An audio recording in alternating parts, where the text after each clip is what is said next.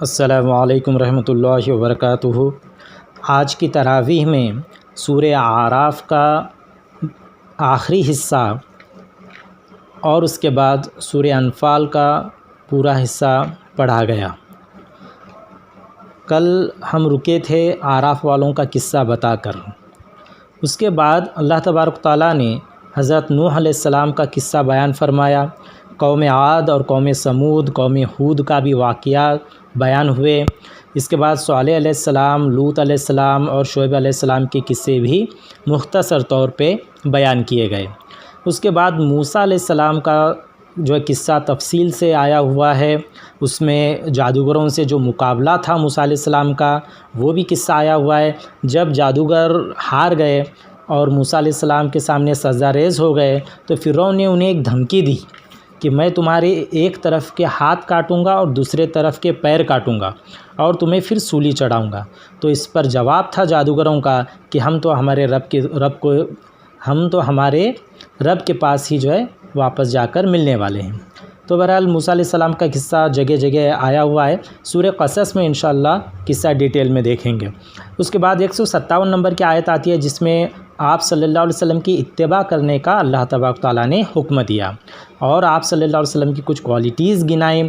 آپ صلی اللہ علیہ وسلم کو امی کہا گیا اور آپ صلی اللہ علیہ وسلم کے کام بتائے گئے کہ نیکی کا حکم دیتے ہیں، برائیوں سے روکتے ہیں، اور جو پاکیزہ چیزیں ہیں وہ اسے حلال کرتے ہیں اور جو گندی چیزیں ہیں اسے حرام کرتے ہیں۔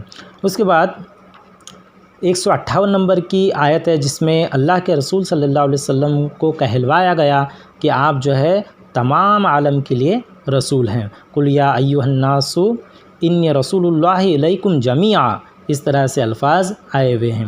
اور آپ صلی اللہ علیہ وسلم کی جو صفت تھی اور خوشخبری آپ صلی اللہ علیہ وسلم کے آنے کی، یہ تورات اور انجیل میں بھی بتائی گئی ہے۔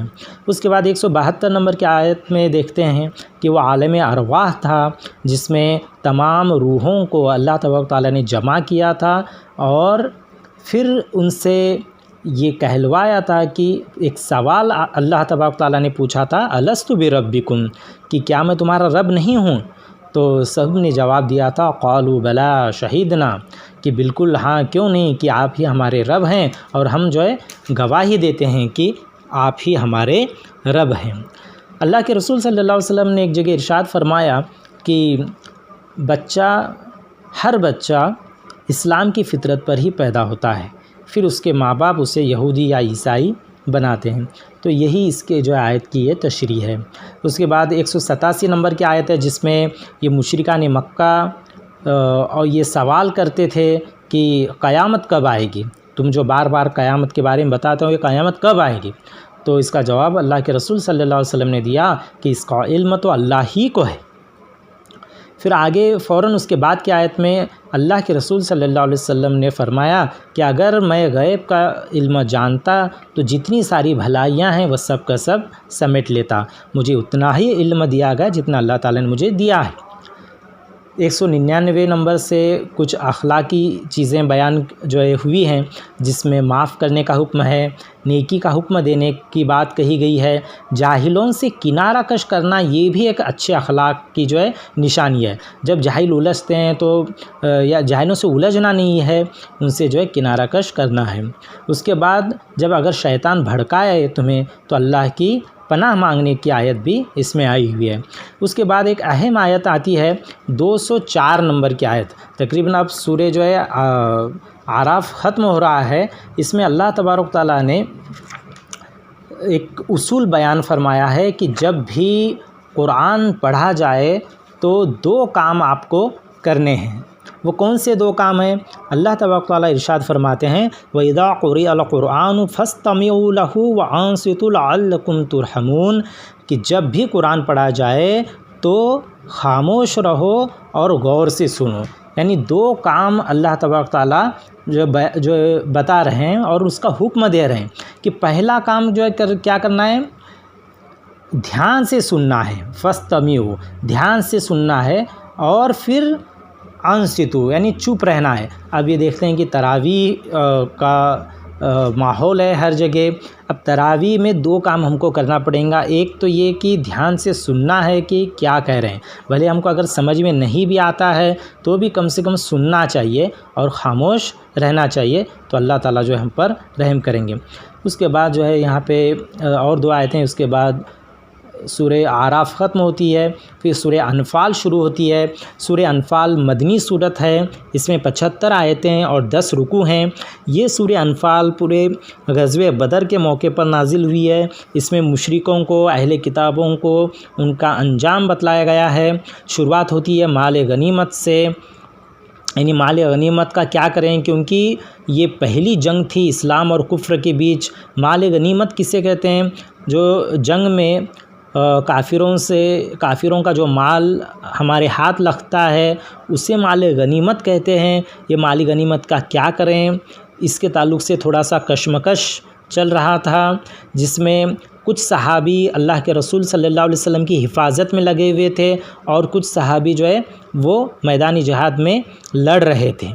اب جب مال غنیمت حاصل ہوا، کفار جو ہے مال چھوڑ کر بھاگ گئے، تو یہ مال غنیمت پر جنہوں نے جو لڑائی کر رہے تھے مجاہدین، وہ کہہ رہے تھے کہ مال غنیمت پر ہمارا حق ہے، اور یہ آپ صلی اللہ علیہ وسلم کی جو حفاظت کر رہے تھے ان کا کہنا تھا کہ ہم بھی جو ہے اس میں شامل ہیں۔ بہرحال یہ جب ان کی ایک آنافسی آپ صلی اللہ علیہ وسلم تک پہنچی، اللہ تعالیٰ نے آیت اتاری کہ مال غنیمت تو اللہ اور اللہ کے رسول صلی اللہ علیہ وسلم کے لیے ہے۔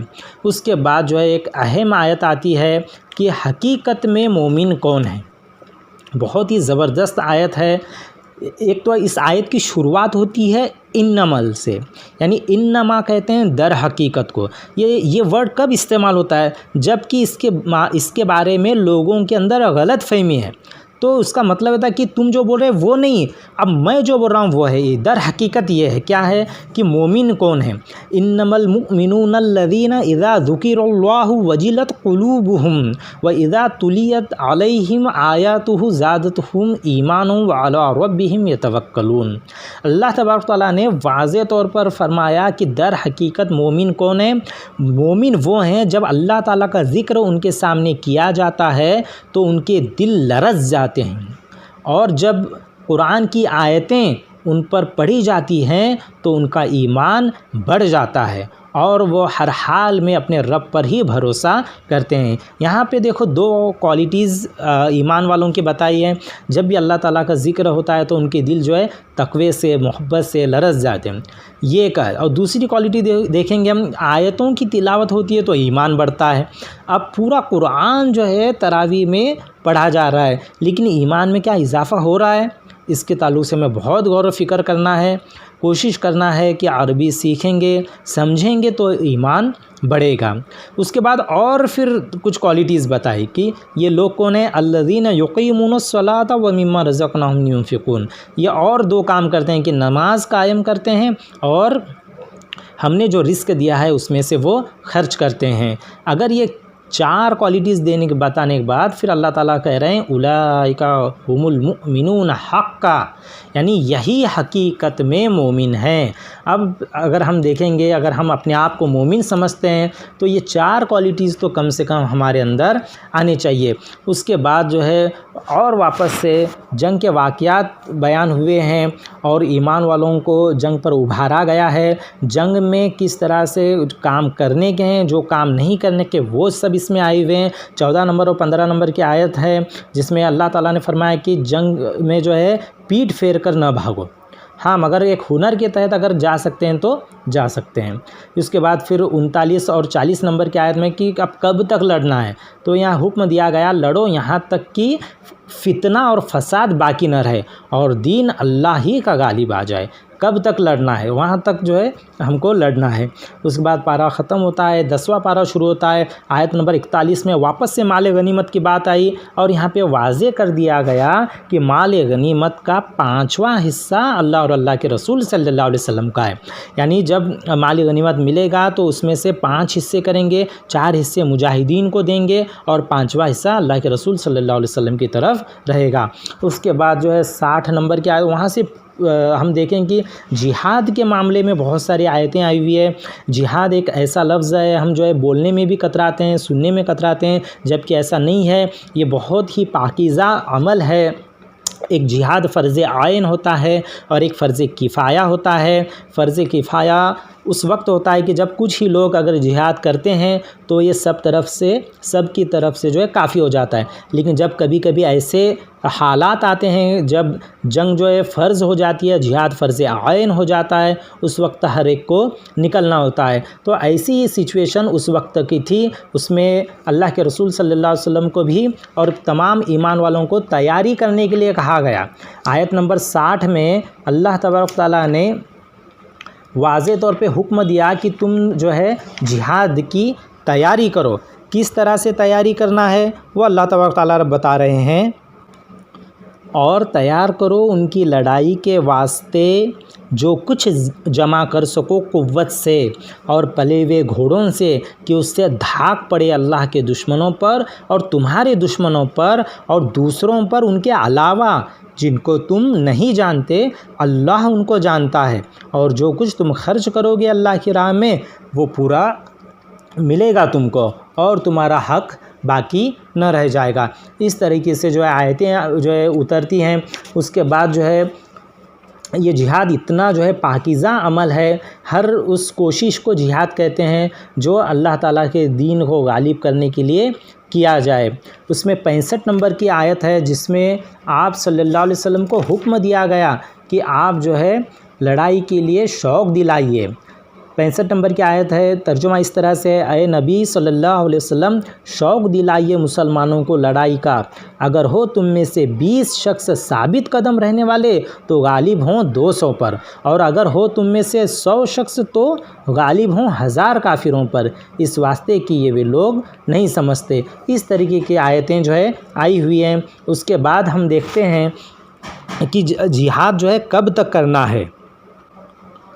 67 نمبر کی آیت میں اللہ تبارک تعالیٰ فرماتے ہیں کہ ان کو اچھی طرح سے جو ہے قتل کرو۔ اب یہ کچھ لوگ اس طریقے کے آیتوں کو لیتے ہیں اور کہتے ہیں کہ اسلام جو ہے یہ فساد مچانے والا مذہب ہے اور بہت ساری چیزیں بتاتی ہیں، لیکن یہ جو آیتیں اتری ہیں یہ جنگ کے دوران کی آیتیں ہیں۔ جب جنگ شروع ہو جاتی ہے، مٹبھیڑ ہوتی ہے، تو اسی طریقے کا جو کام ہوتا ہے۔ پھر اس کے بعد ایک مسئلہ بیان ہوا ہے، کیونکہ یہ پہلی جنگ تھی، جب اس جنگ میں جو قیدی ہاتھ آئے تھے، تقریباً 70 قیدی مشرکان مکہ کے ہاتھ لگے ہوئے تھے، ان کو کیا کیا جائے؟ ابو بکر صدیق رضی اللہ تعالیٰ عنہ اور کچھ لوگوں کی رائے تھی کہ ان کو جو ہے فدیہ لے کے چھوڑ دیا جائے۔ پھر حضرت عمر رضی اللہ تعالیٰ عنہ کی رائے تھی کہ ان کو جو ہے قتل کیا جائے۔ آپ صلی اللہ علیہ وسلم نے جو ہے ان کو چھوڑ دیا تھا۔ اس پر ایک آیت اترتی ہے جس میں اللہ تبارک تعالیٰ نے ان ایمان والوں کو دھمکی دی اور کہا کہ تم جو ہے اللہ کے رسول صلی اللہ علیہ وسلم کو دباؤ ڈالنے کی کوشش کیوں کرتے ہو کہ ان قیدیوں کو چھوڑ دیا جائے، جبکہ اچھا یہ ہوتا کہ ان کو اچھی طرح سے قتل کرتے۔